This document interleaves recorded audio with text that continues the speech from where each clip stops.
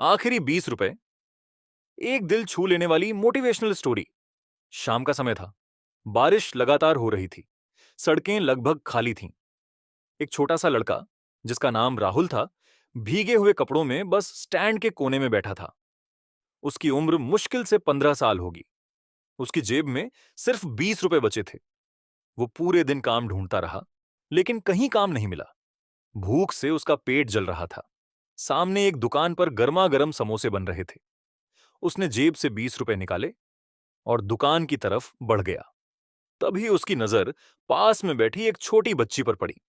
वो अपनी बीमार मां के साथ बैठी रो रही थी। राहुल ने पूछा, क्या हुआ? बच्ची बोली, मां ने सुबह से कुछ नहीं खाया। राहुल कुछ सेकंड चुप रहा। उसने अपने हाथ में पकड़े 20 रुपए देखे, फिर उस बच्ची को, और अगले ही पल उसने वो पैसे बच्ची के हाथ में रख दिए। बच्ची की आंखों में चमक आ गई। उसकी मां ने आंसू भरी आंखों से राहुल को देखा और कहा, बेटा, भगवान तुम्हारी मदद जरूर करेगा। उस रात राहुल भूखा सो गया, लेकिन उसके चेहरे पर सुकून था। अगली सुबह जब वो फिर से काम ढूंढ रहा था, तभी एक आदमी उसकी तरफ आया। वो उसी बच्ची का पिता था। वो रात में काम से लौट रहा था और उसने सब सुन लिया था।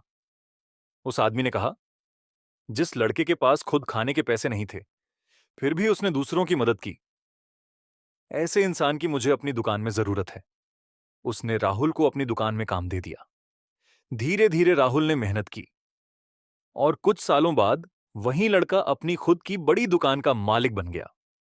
एक दिन उसने अपनी दुकान के बाहर एक बोर्ड लगवाया, सफल इंसान वही है जो मुश्किल वक्त में भी इंसानियत ना भूले।